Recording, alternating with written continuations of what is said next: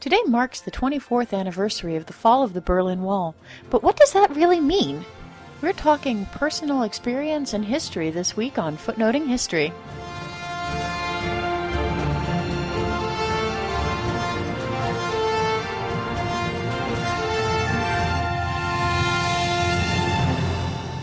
Occasionally I get asked when I decided that I was going to become a historian, or what event in my life sort of pushed me in that direction. And I have to say that when I was about probably 9 or 10, so this would be 87 or 88, I was really upset that I was sitting at home working on my homework for social studies when it was a beautiful day outside, and I would much rather be running through the woods with our Bernese mountain dogs. Now, I've never really been known for my patience, so when I threw my pencil across the room and demanded why we needed to study history because it was just stupid and everything had already happened anyway, I was rather surprised when our German friend Waldemar Menzel walked into the room and sat down with me and just gave me this very strange look. He hadn't always lived in Germany, he said. When he was very young, he and his brother and his parents lived in Poland, but they were ethnically German. And when the Russian army started marching across Poland, his mother packed the two boys, I think both toddlers at that point, and walked them from the fields of Poland to the center of Frankfurt on foot. As you can imagine, being ethnically German in the face of the Russian army was probably not something that you wanted to be, and so his mother walked them to safety. He said he would never forget the look on her face when they arrived at the address that she had written down for them to go to and found nothing but a pile of rubble. She sat on the street corner with her two toddler boys and started to cry, and she was rescued by an American soldier who suggested strongly that they lived in the building that had been destroyed, and so qualified for refugee status and some of the rebuilding programs that were being put in place in Frankfurt. His wife, Gisela, was the daughter of a politician active in a fairly sizable town nearby, Gießen, and because of his anti-Nazi policies, just never came home one day. As he finished his stories, he told me, "Kirsti, this is why we study history. We need to know that these things happened, and we need to understand why, so that we can keep them from happening again." Now, this is something that really stuck with me. Up to that point, I'd always thought of history as being things that happened to dead people, things that didn't really matter to anybody who was active in the modern world. And of course, I was fundamentally and childishly wrong. In the next 2 or 3 years following this particular conversation, I came to realize that history is something that you live every day, and that the history that you read in school books, the history that you read in the surviving sources, is one level of what is going on, but it's such a pale shadow of human experience. And in some situations, in some events, you can really see this human element coming out in history. And in Europe in the late 80s, this was a time that you could not deny that history was unfolding in front of your eyes. To fully understand how, though, I'd like to take a quick step back and look once again at Waldemar's story, where he was ethnically German and caught in the crossfires in Poland. To be ethnically German, even in Germany in the post-war years, was a dicey prospect. A lot of the funding and relief aid that was coming into Europe, which had been completely decimated in World War II, was earmarked more for the Allies than for Germany. And the rations that were issued to the German people were very slim. Many Germans became forced labor, and over 1 million of them died in pretty tragic conditions in the years following 1945. Most of Europe was very angry with the German nation, and in particular Russia had quite an axe to grind. Now, I'm not sure if you've ever looked at a casualty list for World War II. If not, I actually suggest that you do so. If you do, you'll see that Russia lost 20 million people. Half of those were soldiers and half of those were citizens. Over 500,000 people died in just the Stalingrad campaign alone. And that doesn't necessarily even include the total civilian loss, because no one actually knows how many people died there. This, in part, explains some of Russia's aggressive stance in the post-war period. That, combined with Stalin's paranoia and expansion policy, meant that it was definitely going to be tough going in the years after World War II. The four main Allied powers, that would be the United Kingdom, France, the U.S., and Russia, agreed to divide Germany up into four quadrants. So France had the southwest, UK had the northwest, U.S. had the south, and Russia held, of course, the east. And over the following years, France, Britain, and the United States gave their sections back. Of course, Russia didn't. And Berlin, the traditional capital of Germany, was 100 miles inside the Russian quarter. Now, as the capital, Berlin had been quartered in pretty much the same way that the rest of the country had. The city was divided into those four quadrants. This, of course, caused no end of diplomatic trouble. Russia wanted complete control of the city, and so from the 24th of June in 1948 to the 12th of May in 1949, they created a blockade to try to essentially starve the West out of Berlin. Now, the Western response to this was to basically start airlifting in all of the supplies for the city. The airlift was maintained by the United States, the United Kingdom, Australia, South Africa, New Zealand, and Canada, and the Allies proved that they had no qualms whatsoever about spending whatever they needed to spend to get Berlin taken care of. And this did not exactly fit in with what Russia expected. Stalin basically expected the West to stand aside, and that would pave the way for a united Germany as part of the Soviet bloc. Since that didn't happen, instead Russia focused on establishing an East German government and separating it further from its Western counterparts. The border between East and West Germany was formally closed on the 1st of April 1952. West Berlin, however, was still a huge headache for the East because it served as an easy point for basically a brain drain, massive immigration from the East to the West. Overnight on the 13th of August in 1961, authorities began to section off East Berlin from its western quadrants. Now, the barriers were built firmly within the eastern quadrant of the city, which prevented the West from being able to do anything about it. This area was under Russian control, and they could build what they wanted.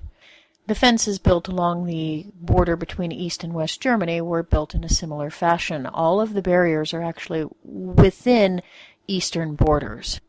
It wasn't really a wall proper until the first concrete was laid on the 17th of August, so for 4 days it was largely sort of makeshift fencing and barriers. These borders became the stage for several decades of standoffs, both in Berlin and along the east-west border. Now, my father was actually stationed in Fulda on the eastern border in the late 70s. I was actually born while we were stationed there, and so I can tell you a little bit about how the border itself worked.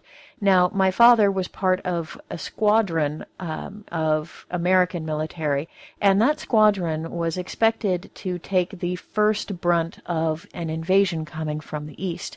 At that point in time, they expected that first battle to last 20 minutes and for the squadron to experience an 80% casualty rate. Now, despite that, they were expected to take out 1 to 1.5 full regiments of East German military in the process. That's odds of about 5 to 1. Now, they expected forces of about 7 to 1 to invade, so there's still a little bit of disparity there.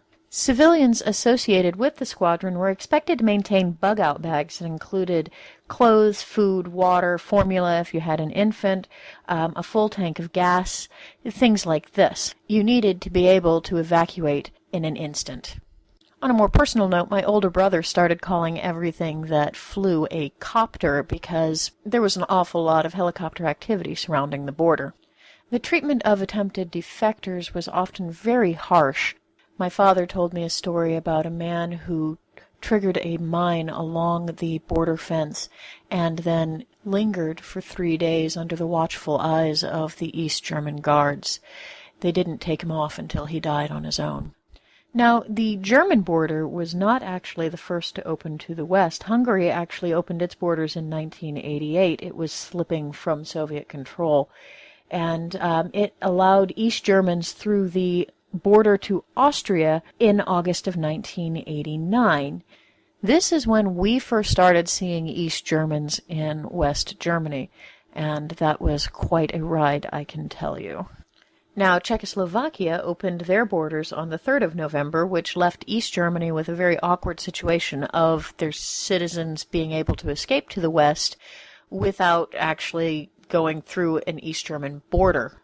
On November 9th, the Politburo voted to open the borders, but they wanted to open them on the 10th, which would allow the border guards time to prepare for the onslaught.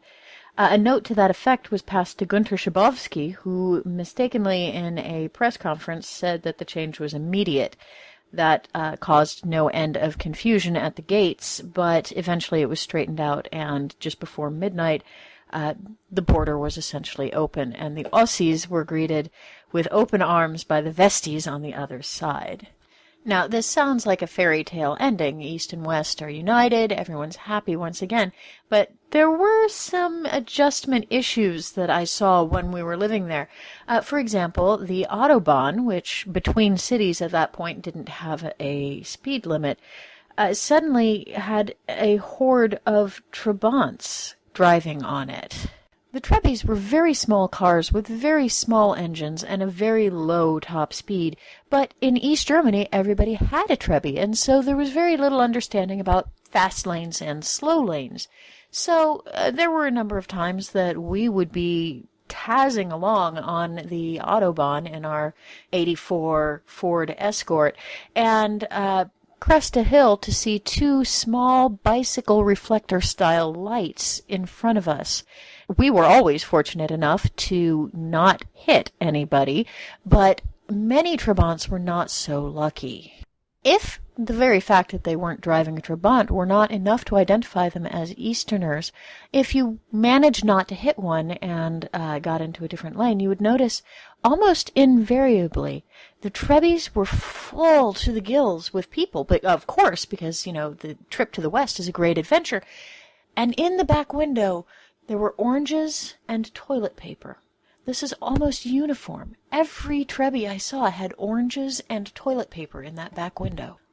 Occasionally we would pop around the corner to our local Verkauf to do some grocery shopping, and we would encounter somebody standing and just staring at the shelves, just completely flabbergasted by the quantity and the variety of goods available for purchase, and that they were actually for purchase, not just for show.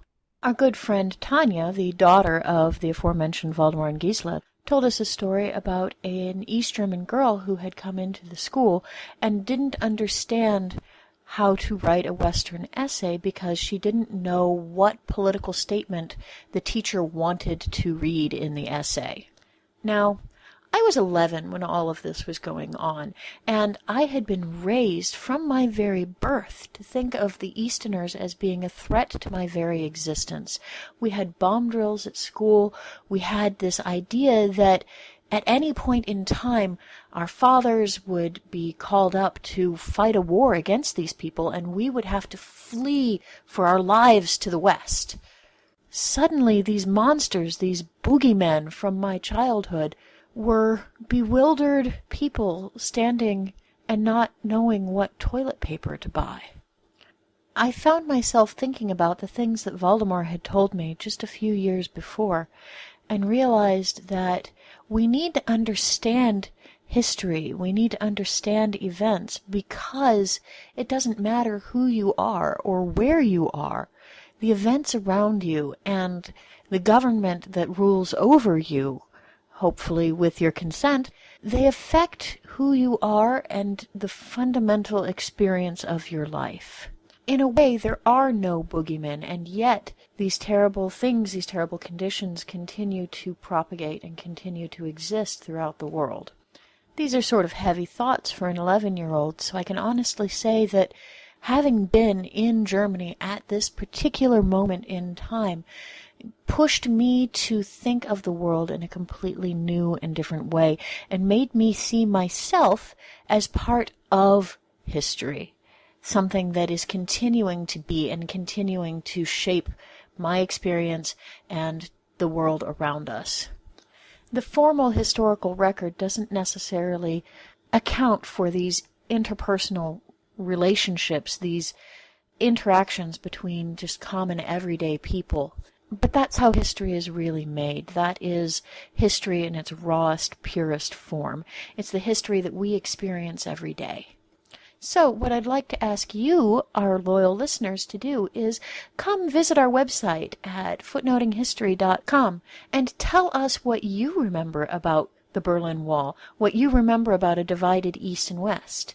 And if you are too young to remember the Iron Curtain, talk to us about the historical events that you've seen in your life and how you have seen yourself as a part of that longer history. Let's have a conversation and fill in some of those gaps in that historical record. After all, we're history's footnotes, and that's where the interesting stuff really happens. This has been Footnoting History. If you like the podcast, be sure to visit our website, footnotinghistory.com, where you can find further reading suggestions related to this week's episode, as well as a calendar of upcoming podcasts. You can also like us on Facebook and follow us on Twitter at History Footnote.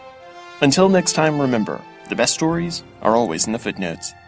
See you next week!